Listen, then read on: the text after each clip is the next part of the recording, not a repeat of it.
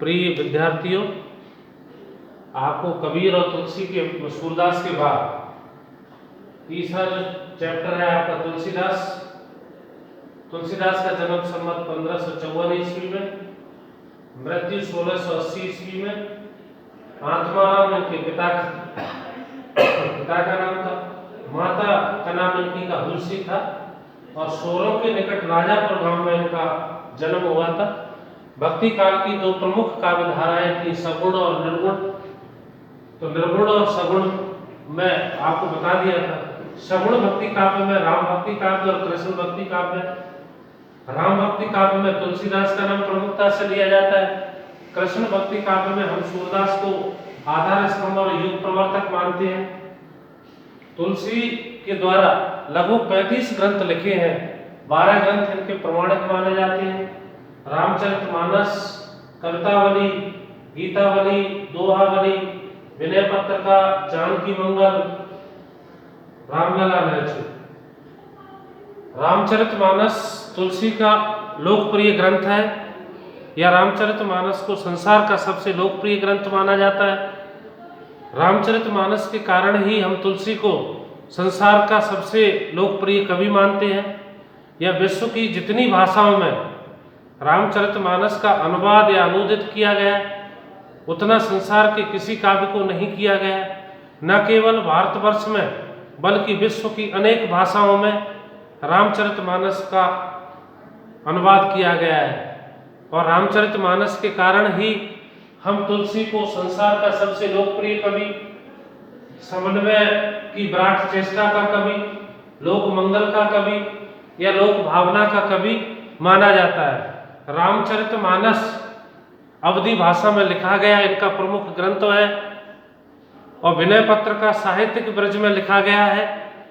विनय पत्रिका में तुलसीदास ने राम के दरबार में सीता के माध्यम से अपने उद्धार की कामना की है। रामचरितमानस में राम के संपूर्ण चरित्र का एक जगह समायोजन करना ही रामचरितमानस का उद्देश्य है। आपने अगर रामचरितमानस देखा होगा या पढ़ा होगा, मूलतः उसमें 5 कांड थे, 5 कांड, लेकिन 2 कांड उसमें बाद में और जोड़े गए हैं। अब उसमें टोटल 7 कांड है। तो रामचरितमानस में 7 कांडों में राम का बालक रूप से लेकर के और अंतिम समय तक रावण का वध करके जब वापस अयोध्या आते हैं, उन सब कथाओं का तुलसी ने एक जगह समायोजन किया है। यही रामचरितमानस का उद्देश्य है। और सबसे पहले इनके जो खंड है गीतावली है, गीतावली में राम के बालक रूप का जो चित्रात्मक भाषा में तुलसी ने किया है। अब तुलसी से जो प्रश्न पूछे जाते हैं वो 2 प्रकार के प्रश्न पूछे जाते हैं। एक तो तुलसी के काव्य में हमें समन्वय की विराट चेष्टा देखने को मिलती है। पहला कौन सा? तुलसी के काव्य में हमें समन्वय की विराट चेष्टा देखने को मिलती है। दूसरा, विनय पत्रिका में भक्ति रस का सुंदर अनूठा परिपाक देखने के लिए मिलता है। यह तुलसी की विनय पत्रिका भक्ति रस का सबसे सुंदर और अनूठा ग्रंथ माना जाता है। उदाहरण सहित स्पष्ट कीजिए। यह तुलसी समन्वय रामचरितमानस में तुलसी ने एक राजा का प्रजा के प्रति क्या कर्तव्य है, एक भाई का भाई के प्रति क्या कर्तव्य है, एक पति का पत्नी के प्रति क्या कर्तव्य है, ये सब का उन्होंने रामचरितमानस में चित्रण किया है। आपने मध्यकालीन भारत में औरंगजेब को पढ़ा होगा। औरंगजेब ने अपने पिता को कैद करके भाइयों को मारकर राजगद्दी प्राप्त की थी। लेकिन तुलसी के रामचरितमानस में जब राम वन के लिए चले जाते हैं तो भरत उनकी जो चरण पादुका थी, उनके पैरों की जो चप्पलें थी, उन्हीं को राज सिंहासन पर रह करके 14 वर्ष तक शासन करता है। तो जो राजा प्रजा को अपनी संतान के तरह या अपने पुत्रों की तरह व्यवहार करता है, प्रेम करता है, उस राजा के धन धान्य में कभी कोई कमी नहीं आती है। तो वही तुलसी ने रामचरितमानस में सभी धर्मों को, सभी संप्रदायों को, सभी जातियों को, न कोई ऊंच नीच, एक बराबर उन्होंने रखने का प्रयत्न किया है। अब इनकी जो पहला बालकांड है रामचरितमानस का जो पहला कांड है कौन सा है? बालकांड।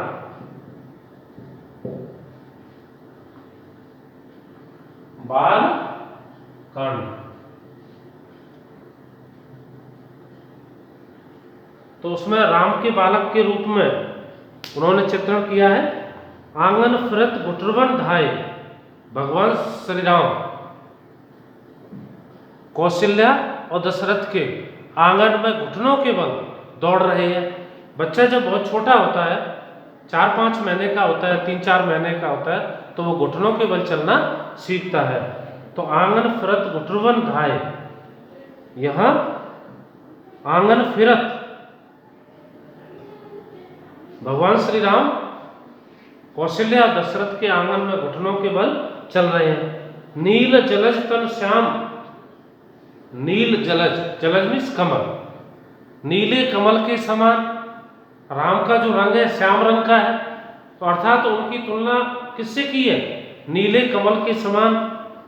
तनु श्याम, श्याम रंग वाले या श्याम शरीर वाले। राम शिशु जननी, राम को बालक के रूप में नीले कमल से युक्त श्याम रंग वाले या सांवले रंग वाले भगवान श्री राम को बालक के रूप में जननी उनकी मां निरख देख करके मुख निकट बुलाए अपने पास राम को बुलाती है। कौशल्या और दशरथ के आंगन में घुटनों के बल चलते हुए नीले शरीर से युक्त या श्याम रंग वाले भगवान श्री राम को मां कौशल्या अपने पास बुलाती है। बंदूक सुमन और उनके गले में लाल फूल बंधा हुआ है। पद पंकज, कमल रूपी पैरों पर अंकुश, काजल का आढ़ा टीका लगा हुआ है। आपने देखा होगा छोटे बच्चे के उसकी माँ बुरी नजर से बचाने के लिए माथे पर और उसकी हथेलियों पर और नीचे पाँव की जो पाँव होते हैं उसकी वहाँ काजल का टीका लगाती है, अंकुश चिन्ह बना देती है, प्रमुख चिन्ह बनाए, एक विशेष प्रकार का चिन्ह जो बुरी नजरों से अब उस छोटे बालक को बचाता है। निपुर जन, पैरों में घुंघरू बंधे हुए हैं, और जब भगवान श्री राम चलते हैं बालक के रूप में तो चलने से जो पैरों की घुंघरुओं की जो आवाज आती है, मनवर कल हंसिन, ऐसे लगता है जैसे हंसों का एक जोड़ा, रचे नीड़ दे वहां बसाए, एक हंसों का एक जोड़ा उस घोंसले में अपना घोंसला बनाए हुए है। कट मेखल, उनकी कमर पर मेखल मीन्स करदनी बांधी हुई है। बरहार, गर्दन पर हार सुशोभित होता है। ग्रीवधर, लंबी गर्दन है, ये उनके शारीरिक सौंदर्य का चित्रण किया गया है। रुचिर महाभूषण पैरा है, सुंदर हाथों पर अनेक प्रकार के सुंदर आभूषण धारण कर रखे हैं। बच्चों, तो राम के पैरों में पायल है, घुंघरू बांधे हुए हैं। बुरी नजर से बचाने के लिए माथे पर काला टीका है, कमर में करदनी है, गर्दन में हार पहना हुआ है, सुंदर बाहें हैं, और उन सुंदर बाहों को और ज्यादा सुंदरता के लिए माँ ने, कौशल्या ने उनके शरीर पर आभूषण पहना रखे हैं। उर्श्री बस, गले में बैजंती की माला है। मनोहर, मनोहर मन को आकर्षित करती है। हरनिक, गले में शेर का नाखून है। मनगन बहुलाए, अनेक मणियों से युक्त हीरे जवाहरात उन्होंने अपने शरीर पर धारण कर रखे हैं। सुबक चिबुक, चिबुक मीन्स ठोड़ी, सुंदर उनकी ठोड़ी है। द्विज अधर, दो दांत अत्यंत कोमल, आगे के जब बच्चा छोटा होता है तो पहले उसकी दो दांत सामने वाले आते हैं, तो द्विज अधर दांत है, अधर सुंदर होठ है, नासिका सुंदर नाक है, कान श्रवणन कान है, कपोल मोहे अति भाए। तुलसीदास जी कहते हैं कि उनके जो सुंदर कपोल है, उनके जो सुंदर गाल है, वो मेरे मन को ऐसे अच्छे लगते हैं, मेरे मन को अत्यधिक प्रिय लगते हैं। या तुलसीदास ये कहना चाहते हैं कि भगवान श्री राम का ऐसा सुंदर रूप मेरे मन को अत्यधिक प्रिय लगता है, मेरे मन को अत्यधिक आकर्षित करता है। या श्री राम के ऐसे सुंदर रूप पर मैंने अपने संपूर्ण जीवन को न्योछावर कर दिया है। या श्री राम की भक्ति और आराधना करने के लिए मैं संपूर्ण जीवन को वार करना चाहता हूँ, न्योछावर करना चाहता हूँ, बलिदान करना चाहता हूँ। भ्रू सुंदर, आंखों के ऊपर उनकी जो भौहें बहुत सुंदर है, करुणा रस पूरन, और उनकी जो आंखें करुण रस से, करुणा से भरी हुई है। लोचन मनहु जुगल जलचाए, और उनके नेत्र करुणा से भरे हुए ऐसे लगते हैं जैसे मछली का एक जोड़ा उस तालाब से मैं एक साथ बाहर निकलता हो और फिर उसी पानी में डुबकियां लगाता हो। तो करुणा से भरी हुई उनकी आंखें इस प्रकार लगती हैं जैसे उस तालाब में मछली का जोड़ा युगल रूप में क्रीड़ा कर रहा हो। भाल विशाल, चौड़ा मस्तिष्क है, ललाट है, ललित लटकन पर और उस सुंदर मुखड़े पर बालों की एक मस्त लट लटक रही है। बाल दशा के चिकुर सुहाए, चिकुर मीन्स सुंदर, बालक के रूप में श्री राम की ऐसी दशा, ऐसा सुंदर शरीर मेरे मन को अत्यधिक आकर्षित लगता है, मेरे मन को अत्यधिक प्रफुल्लित और आनंदित करता है। यह श्री राम के ऐसे सुंदर रूप पर मैं अपने आप को न्यौछावर करना चाहता हूँ। मन दो गुण सन कुछ आगे कर, ससई मिलल तमके गण आए। और मन दो, राहु और शनि, गुरु और शनि, श्री राम का जो सौंदर्य है, यह श्री राम के जो शरीर की बनावट है, सुंदरता है, वो ऐसे लगता है जैसे दोनों ग्रह गुरु और शनि एक साथ आकर के आ गए हों। और जिस प्रकार चंद्रमा के उदय होते ही रात्रि का अंधकार समाप्त हो जाता है, तो भगवान श्री राम का जो सौंदर्य है, गुरु और शनि दोनों ग्रह एक दिशा में आ गए हों और उनकी जो मुख है चंद्रमा के समान सुंदर है। चंद्रमा के उदय होते ही रात्रि का अंधकार समाप्त हो जाता है, चारों तरफ आकाश में उजाला ही उजाला दिखाई देता है। तो राम के सुंदर शरीर को या राम के सुंदर मुखड़े को देखने के बाद मेरा जो दुख है, मेरी जो पीड़ा है, वो हमेशा हमेशा के लिए समाप्त हो जाती है। उपमा एक अभूत भई, तुलसीदास जी कहते हैं कि श्री राम के सौंदर्य की जो उपमा दी हुई है वो अद्भुत है। तब जननी पटपीत उड़ाए, और जब बहुत ज़्यादा बच्चे को देखती है माँ तो उसको अपनी जो साड़ी के उस आंचल से ढक लेती है और ये कहती है कि इसको किसी की बुरी नज़र नहीं लगे। तो उस बुरी नज़र से बचाने के लिए बालक के रूप में तीनों लोकों के आराध्य भगवान श्री राम को अपने आंचल से ढक लेती है। नील जलद पर उड़गन निरखत, तज मानो स्वभाव मनु तड़ित छुपाए। नील जलद, नीले बादल या नीले शरीर, या श्याम रंग वाले सुंदरता के भंडार भगवान श्री राम पर उड़गन ऐसे लगता है जैसे अनेक तारे, या उनकी सुंदरता के सामने अनेक राजकुमारों की सुंदरता फीकी लगती है, उनके सामने मंदिम पड़ जाती है। और उस श्री राम की सुंदरता के सामने तजित अपना स्वभाव त्याग देती है। तड़ित माने बिजली, जैसे रात्रि को वर्षा के समय आपने देखा होगा, जब बिजली, रात्रि को बिल्कुल अंधेरा है, बारिश हो रही है, लेकिन जब बिजली चमकती है तो थोड़ी देर के लिए उजाला हो जाता है। लेकिन जो बिजली का स्वभाव है चमकना, वो बिजली भी श्री राम के सौंदर्य के आगे फीकी दिखाई देती है, उसका कोई महत्व नहीं है। या राम की सुंदरता के आगे, राम की सुंदरता के सामने उस बिजली का कोई अस्तित्व और महत्व नहीं है।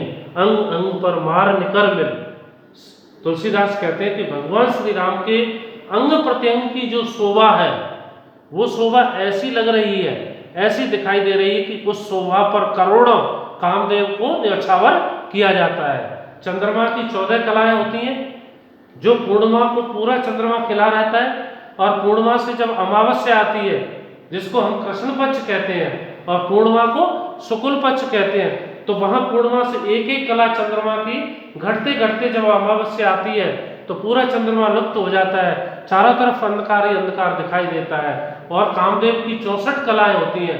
लेकिन यहाँ श्री राम के अंग प्रत्यंग की सुंदरता पर, उनके सौंदर्य पर करोड़ों कलाओं से युक्त कामदेव भी उनकी सौंदर्य के आगे फीका दिखाई देता है, या उनकी कलाओं का कोई महत्व नहीं है। छवि समूह ले जन छाए, उस राम की सुंदरता को सब लोग अपने हृदय में बसाना चाहते हैं, अपने हृदय में रखना चाहते हैं। तुलसीदास रघुनाथ रूप गुण, तुलसीदास जी कहते हैं कि भगवान श्री राम के सुंदर रूप को, उनके गुणों को अपनाने से कहो जो विधि होय बनाए, उस व्यक्ति को और कुछ करने की आवश्यकता नहीं है।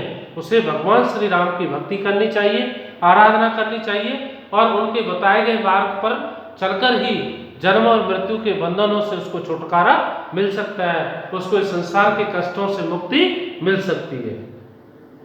और ये बालखंड का है, बालक के रूप में वो जसोदा है। लेकिन आगे आप देखे हुए तो दूसरा इसमें कांड है, पहला है बालखंड, बालखंड, और दूसरा है अयोध्या कांड।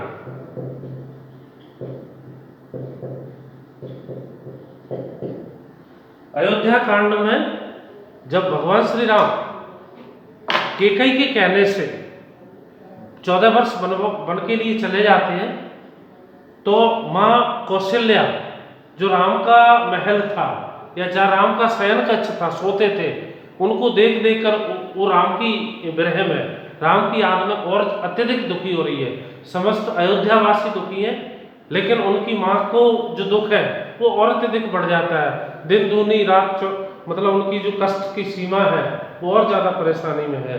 तो जब उन सूने महलों को कौशल्या देखती है तो वो क्या सोचती है, उसे किन कष्ट और परेशानियों का सामना करना पड़ रहा है, उसका यह चित्रण तुलसीदास ने किया है। जब जब भवन बिलोकत सूनम, जब जब उनकी माँ राम के महलों को, जहाँ राम का बिस्तर था, राम का जो शयन कक्ष था, उनको देखती है, तब तब विकल होत कौशल्या, तब तब को उनकी माँ कौशल्या अत्यंत व्याकुल हो जाती है, बेचैन हो जाती है, राम की विरह रूपी अग्नि में छटपटाती रहती है। अपने लाडले पुत्र श्री राम को देखने के लिए उसकी आंखें विह्वल रहती हैं, व्याकुल रहती हैं, परेशान रहती हैं।